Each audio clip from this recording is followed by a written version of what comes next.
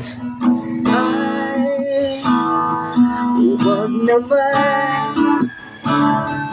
alisin ang nag-iisang panaginip na ikaw nang babalik, sasamang masaya at wala pagkukulang.